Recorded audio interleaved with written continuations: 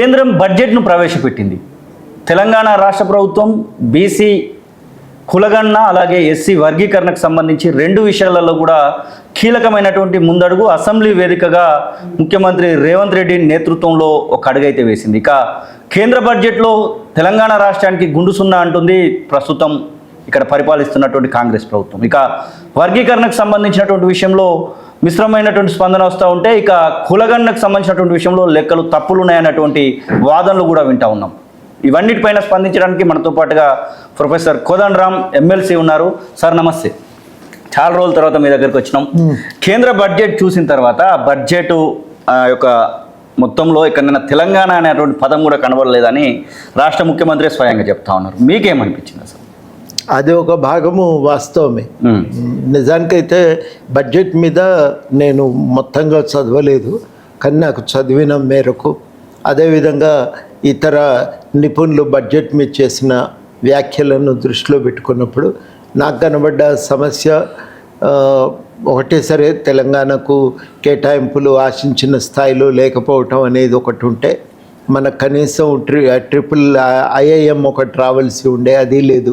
Institute of design ఒకటి, national institute of design ఒకటి రావాల్సి ఉండే, అవి రాలేదు. అవి రాకపోగా దేశవ్యాప్తంగా ఉన్న పరిస్థితిని దృష్టిలో పెట్టుకున్నప్పుడు బడ్జెట్లో ప్రకటనలు గంభీరంగా ఉన్నాయి. అభివృద్ధిని తీసుకొస్తాము, ఉపాధి కల్పన పెంచుతాం, మళ్ళీ ఆర్థిక పురోగతిని సాధిస్తామని. కానీ దానికి తగ్గట్టుగా కేటాయింపులు లేవు. కేటాయింపులు లేకుండా, సంక్షేమానికి తగిన నిధులు కేటాయించకుండా ప్రజల కొనుగోలు శక్తిని పెంచడం, ఆర్థిక పురోగతిని సాధించటం కుదరదు. కానీ వీళ్ళు ఏం చేసిందంటే గుళ్ళే అయ్యగారు తీర్థం పోసినట్టు దేనికిన్ని దానికిన్ని కేటాయించారు. ఏది లెక్కలు తీసినా చూస్తే పేరేమో పెద్దగా ఉంటుంది, కానీ లోపల తీసి చూస్తే మేము వ్యవసాయ అభివృద్ధి 100 గ్రామాలకు, ఈ ఎక్కడ సరిపోతుంది? ఇంత పెద్ద దేశంలో ఏ మూలకు చాలదు. కాబట్టి ఎక్కడ చూసినా ఈ లెక్కలకు ఆ లోపం ఉంది. ఆ లోపం ఉండటం వల్ల ప్రజలు చాలామంది చెప్పేది ఏంటంటే దీనివల్ల కొనుగోలు శక్తి పెరగటానికైతే ఆస్కారం లేదు. ఇది కేటాయింపులు అవసరం, ఎవరు ప్రశ్నించట్లేదు. కానీ ఆ కేటాయింపులు పెంచితే తప్ప కొనుగోలు శక్తి పెరగటం సాధ్యం కాదనేది మొదట. రెండవ మాట అందరూ కూడా చెప్తున్నది ఏంటంటే, ఇది ఒక భాగం అయితే రెండో భాగం చెప్పేది ఇవాళ ఏది పన్ను రాయితీ ఇచ్చిండ్రో, ఈ పన్ను రాయితీ అనేది కొద్దిమంది సంపన్నులకు మేలు చేస్తుంది, ఇంకా మధ్యతరగతి వర్గాలకు ఇది కలిగే ప్రయోజనం కూడా పెద్దగా లేదు. కాబట్టి దీనివల్ల కూడా కొనుగోలు శక్తి పెరగటానికి, ప్రజల యొక్క వాళ్ళ మార్కెట్లో వాళ్ళు ఖర్చు పెట్టడానికి కావలసిన మిగులును కూడా అది సాధించేది కాదు. ఇది పైగా ఇప్పుడున్న పరిస్థితుల్లో ప్రజల కొనుగోలు శక్తి పెరగదు. తర్వాత కొద్దిమంది సంపన్నులకు మేలు కలిగే విధంగా నిర్ణయాలు తీసుకోవటం వల్ల ఇప్పుడున్న అసమానతలు ఇంకా తీవ్రతరం అవుతాయి అనే విమర్శ ఈ బడ్జెట్ మీద ఉంది. దీన్ని దృష్టిలో పెట్టుకొని మరి సరి చేస్తే బాగుండేది, కానీ సరి చేస్తారనే నమ్మకం కూడా లేదు. ఇది దాటి ఇంకొకటి మార్గం లేదు. అంటే అభివృద్ధికి సంబంధించి, ప్రజలకు సంబంధించేమో గంభీరమైన ప్రకటనలు, పెద్ద పెద్ద పేర్లతో స్కీములు వచ్చినాయి, కానీ వాస్తవికమైన ఖర్చేమో సంపన్నులకు కేటాయించారు. ఈ వ్యత్యాసం వల్ల ఏమవుతుందంటే దేశంలో ఉన్న అభివృద్ధి పుంజుకోకపోగా అసమానతలు తీవ్రమవుతాయి అనేదే ఇప్పుడు ఈ బడ్జెట్ మీద వస్తున్న పెద్ద విమర్శ, చాలా తీవ్రమైన విమర్శ.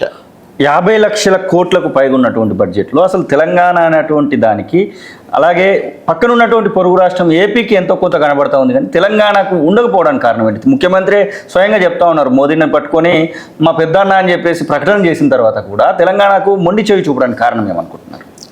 ముందు నుంచి కూడా కేంద్ర ప్రభుత్వానికి తెలంగాణ పట్ల చిన్న చూపు ఉంది. ప్రతిసారి కూడా బిడ్డకు జన్మనిచ్చి తల్లిని చంపినరని ఈ రకంగా తెలంగాణ పట్ల ఒక నెగటివ్గా వాళ్ళు కామెంట్స్, వాళ్ళు వ్యాఖ్యానాలు చేయటం జరిగింది. ఒక చిన్న చూపును ప్రదర్శిస్తూ వచ్చిండ్రు, అదొక కారణం. రెండవది రాజకీయ పరంగా ఆంధ్ర ప్రాంతంతో ఒక పొత్తు పెట్టుకోవటం వల్ల అక్కడ ఉన్న రాజకీయ అవసరాల రీత్యా వాళ్ళకు చేస్తున్న కేటాయింపులు, ఉత్తర హిందుస్థానానికి తమ రాజకీయ పరపతి ఉన్న చోట చేస్తున్న కేటాయింపులు, రాజకీయంగా తమకు పూర్తిగా అనుకూలంగా లేని ప్రాంతాల విషయంలో అదే రకమైన సానుకూలత కానీ కేటాయింపులు కానీ లేవు అనేది మనకు స్పష్టంగా అర్థమవుతున్నది. ఇది మంచి పరిణామం అయితే కాదు, ఇది మంచి పరిణామం కాదు. ఇది ఈ రకంగా కేంద్ర ప్రభుత్వం వ్యవహరించడం కూడా ఫెడరల్ స్ఫూర్తికి సంపూర్ణంగా విరుద్ధం. అంబేద్కర్ ఫెడరలిజం మీద రాసిన వ్యాసాలు కనుక చూస్తే ఎంత జాగ్రత్తలు పాటించాలనో సూచనలు చేసిండ్రు. ఏవి కూడా వీళ్ళు పట్టించుకోవటం లేదు. అసలు అంబేద్కర్ మీదే వాళ్ళకి గౌరవం లేదు కదా. ఏంది ఊక దాని బదులు భగవంతుని పేరు తీసుకుంటే మోక్షమైనా దొరుకుతుందని అన్న మాటలు కూడా మన కళ్ళ ముందే ఉన్నాయి, మనం విన్నాం కూడా అందరం. ఇది ఉన్నటువంటి దృష్టికోణం కాబట్టి మనం ఇంతకంటే మించి వారి నుంచి ఆశించే అవకాశం లేదు. ఉన్న సమస్య ఎక్కడొస్తున్నదంటే 1-2 కంపెనీలను ప్రత్యేకంగా ప్రోత్సహించాలనుకోవటమే ఇవాళ కేంద్ర ప్రభుత్వం చేస్తున్న పెద్ద తప్పు. దానివల్ల వస్తున్న సమస్యలు దేశమంతా కూడా ఇవాళ చుట్టుకుంటున్నాయి, వాటి ప్రభావాన్ని చూపుతున్నాయి. తెలంగాణ రాష్ట్ర ప్రభుత్వం కీలకంగా ఒక 2 నిర్ణయాలు అయితే తీసుకుంది. అసెంబ్లీని స్పెషల్ అసెంబ్లీ మోషన్ కూడా ఏర్పాటు చేసి వర్గీకరణకు ఒకవైపు, మరొక వైపు కులగణనకు సంబంధించినటువంటి టోటల్ డీటెయిల్స్ని అయితే బయటపెట్టినటువంటి పరిస్థితి. వర్గీకరణ విషయంలో టీజేఎస్ పార్టీ ఏమనుకుంటుంది, ఎమ్మెల్సీ కోదండరామ్ ఏమనుకుంటాం? మేము స్వాగతిస్తున్నాం. ఇప్పుడు వర్గీకరణ ప్రభుత్వము ఇష్టానుసారంగా చేయటానికి అవకాశం లేదు. అడ్డగోలుగా ఏది పడితే అది నిర్ణయం తీసుకునే వెసులుబాటు రాష్ట్ర ప్రభుత్వానికి లేదు. ఎందుకంటే సుప్రీంకోర్టు జడ్జిమెంట్ గీతలు గీసింది. వాళ్ళు చాలా స్పష్టంగా చెప్పింది ఏంది, వాస్తవికమైన సమాచారం లేకుండా మీరు సర్వే జరిపి గణాంకాలను సేకరించకుండా, లెక్కలు సేకరించకుండా మీరు ఏది కూడా వర్గీకరణ చేయటానికి వీల్లేదు. మేము చేసిన వర్గీకరణ హేతుబద్ధంగా లేకపోతే మేము ప్రశ్నిస్తాము, దాన్ని పైన కోర్టు జోక్యం చేసుకుంటుందనే మాట కూడా అన్నారు. కాబట్టి మనం మొట్టమొదట గ్రహించాలి, సుప్రీంకోర్టు గీసిన పరిధి లోపల ఒకటి వాస్తవికమైన లెక్కలు తీసుకోవాలి. మనం సర్వే చేసి వాస్తవ పరిస్థితులను తెలుసుకోవాలి. ఈ జాగ్రత్తలు రాష్ట్ర ప్రభుత్వం పాటించక తప్పదు. ఆ మేరకు రాష్ట్ర ప్రభుత్వం ఏం చేసిందంటే మళ్ళీ వివాదాలు రాకుండా ఉండటానికి 2011 లెక్కలను తీసుకుంది. ఎందుకంటే ఆ జాతీయ ఈ జనాభా లెక్కలపైన ఎవ్వరికీ వివాదం ఉండకూడదు. అవును, కోర్టులు కూడా దాన్ని ఎప్పుడు ప్రశ్నించలేదు, సంపూర్ణంగా ఆమోదించింది. కాబట్టి అందరికీ ఆమోదయోగ్యమైనటువంటి గణాంకాలను పాటించటం మంచిది అని దాన్ని పాటించి ఆ లెక్కల ప్రకారము సామాజిక ఆర్థిక పరిస్థితులను దృష్టిలో పెట్టుకొని వర్గీకరణ 3 గ్రూపులుగా చేసింది. అసలే లాభాలు జరగనటువంటి వర్గాలు, కొంత లాభపడ్డ వర్గాలు, ఉన్నంతలో కొంత మెరుగ్గా ఉన్న వర్గాలని 3 గ్రూపులుగా వర్గీకరించారు. చాలా హేతుబద్ధంగా ఉంది. అంటే ఏదో మళ్ళీ దీన్ని కులాల మధ్యన ఘర్షణ పెట్టాలనే యోచన కూడా లేదు.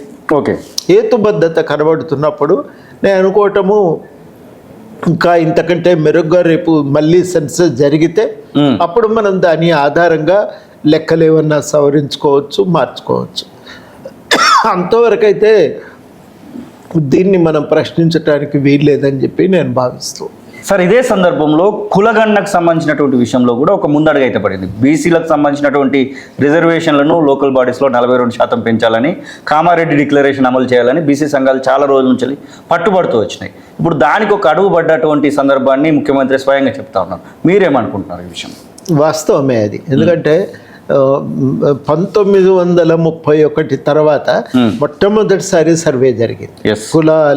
కులాల లెక్కలు తేలినాయి, వాళ్ళ సామాజిక ఆర్థిక పరిస్థితుల మీద సర్వే జరిగింది. ఒక మంచి పరిణామం ఇది.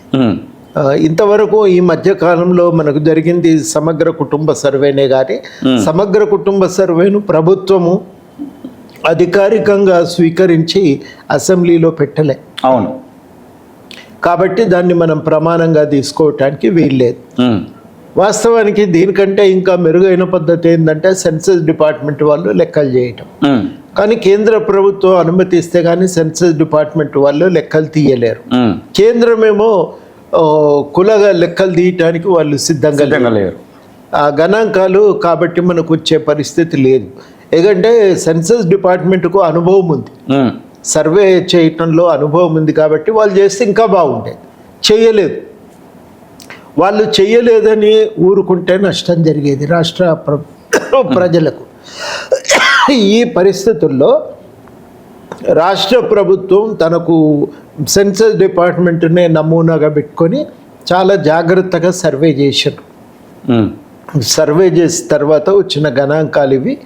ఈ గణాంకాలను మనం తప్పుపట్టడానికి లేదు, ఇది జరిగిన సర్వే. ఎవరికి ఎవరము ఆడ రాజకీయ జోక్యం లేదు. పోయిన వాళ్ళు టీచర్లు, వాళ్ళు సర్వే చేసిండ్రు, గణాంకాలు సేకరించిండ్రు, వాస్తవ పరిస్థితులను వాళ్ళు సంబంధించిన సమాచారం కూడా తీసుకొచ్చిండ్రు. ఇప్పుడు దీని ఆధారంగా 42% రిజర్వేషన్ అడగటానికి ఆస్కారం ఉంది. 46% ఉన్నప్పుడు 42 అడగటానికి కావాల్సిన అవకాశం ఉంది. ఇది ఇంకా మెరుగుపరిస్తే బాగుండు అంటే మళ్ళా జరిగేటప్పుడు కేంద్రంపై ఒత్తిడి పెట్టి రేపు 31 లెక్కలు కేంద్రమే సెన్సస్ డిపార్ట్మెంటే కుల గణాంకాలు కూడా తీసే విధంగా ఒత్తిడి పెడతాం. వాళ్ళు నిజంగానే చేయగలిగితే అద్భుతంగా ఉంటుంది, అది మనకి ఇంకా ఉపయోగపడుతుంది. కానీ అది ఇప్పటికీ ఆ లెక్కలు లేవు. అది జరిగే వరకైతే ఇది మనం రాష్ట్రంలో ఉన్న ఈ రిజర్వేషన్లు పెంచుకోవటానికి మనకు ఆధారం అయితే ఉంది. రాష్ట్ర ప్రభుత్వం ఒప్పుకుంది, సర్వే చేసింది, గణాంకాలు వచ్చినాయి, మన కళ్ళ ముందు ఉంది. ఈ ఆధారాన్ని మనం ఉపయోగించుకొని మనం రిజర్వేషన్ పెంచాలి అనేది అడగచ్చు. రెండవది కీలకం ఏంటంటే దీన్ని దృష్టిలో పెట్టుకొని, ఎందుకంటే మొత్తం రిపోర్ట్లు ఇవ్వమని అడిగితే గవర్నమెంట్ కూడా పబ్లిక్ డొమైన్లో పెడతాం, పెద్ద రిపోర్ట్ కాబట్టి సమయం పడుతుంది, దాపరికం అనేది ఉండదు అని అంటున్నారు. ఇంకా గొప్ప విషయమే కదా. ఆ సమాచారాన్ని పట్టుకొని ఆయా కులాల సామాజిక ఆర్థిక పరిస్థితులను బట్టి ప్రభుత్వం నుంచి మనం ఏం అడగచ్చు అనేది ఆ దృష్టి పెట్టాలి. అది దృష్టి పెట్టడానికి అడగటానికి మనకు సమాచారం అయితే ఉంది కదా. ఉన్నాక ఇంకా మనం ఎందుకు దానికి ఇబ్బంది పడవలసిన అవసరం ఏముంది, లేదు కదా. కాబట్టి రెండింటికి మనకు కావలసినంత సమాచారం పుష్కలంగా మనకు కావలసినటువంటి వాళ్ళు ఒక పని చేసుకోవటానికి ఒక ఆధారం అనేది మనకు అవకాశం కలిగింది. నా దృష్టిలో మంచి పరిణామం. దీన్ని ఉపయోగిద్దాం. ఇంకా లెక్కలు ఇంకా కొంచెం మంచిగా జరిగితే బాగుండును అంటే మళ్ళా సెన్సస్ డిపార్ట్మెంట్ వాళ్ళు ఒత్తిడి పెడదాం, సాధించుకునే ప్రయత్నం చేద్దాం. అది కేంద్ర ప్రభుత్వం తీసుకోవాల్సిన నిర్ణయం. కానీ రాష్ట్రం ఊకోలే కదా, సర్వే చేసింది, లెక్కలు చేసింది. జరిగిన ప్రయత్నాన్ని ముందు హర్షించి దాన్ని ఆమోదించి మనం ముందుకు పోదామని నేను అందరికీ కూడా విజ్ఞప్తి చేస్తున్నా. నేను చాలామందిని అడిగిన, ఉపసంఘం వాళ్ళు కూడా మాకు అన్ని విషయాలు వివరించారు. నిన్న మొన్న సమావేశాలకు వెళ్ళటానికి కూడా ఇదే కారణం. అక్కడ వచ్చిన అధికారులు కూడా సర్వే ఎట్లా జరిగిందనే విషయంపై చాలా విపులంగా సమాచారం అందించారు. ఇంత ఏదో తప్పు జరిగిందేమో అనే భావన అవసరం లేదండి. చాలా ధైర్యంగా ఇవే లెక్కలు, ఇంకొక లెక్కలు లేవు. ఇంకొకటి ఏదన్నా ఉంటే దాన్ని ప్రామాణికంగా తీసుకొని ఇది బాగా జరిగిందా లేదా అని అంచనా వేయటానికి అవకాశం ఉంటుంది. కానీ లేదు కదా, ఇది జరిగింది. సాహసం చేసి గవర్నమెంట్ అడుగు ముందుకేసి లెక్కలు తీసింది, వాళ్ళ వాస్తవ జీవన పరిస్థితులను అర్థం చేసుకునే ప్రయత్నం చేసింది, ఒక ముందడుగు పడింది. తెచ్చిన సమాచారాన్ని దాచిపెట్టలే, దాన్ని ప్రజల ముందు పెట్టిండ్రు సభల ద్వారా. ఈ సమాచారాన్ని ఇంకా విపులంగా మేము బయటపెడతాం, దీని ఆధారంగా మేము పనిచేస్తామని ప్రకటించిండ్రు. అది చాలా కీలకం. కాబట్టి నేను అనుకోవటం ఇది మంచి పరిణామం. మేము సమాచారం సేకరించినాం అని గత ప్రభుత్వం మాదిరిగా దాన్ని దాచిపెట్టుకొని ప్రకటించారు. దీని ఆధారంగా మేము పనిచేస్తామని అన్నారు. ఇంకా ఇంతకంటే నీకేం కావాలి, గొప్ప విషయం కదా.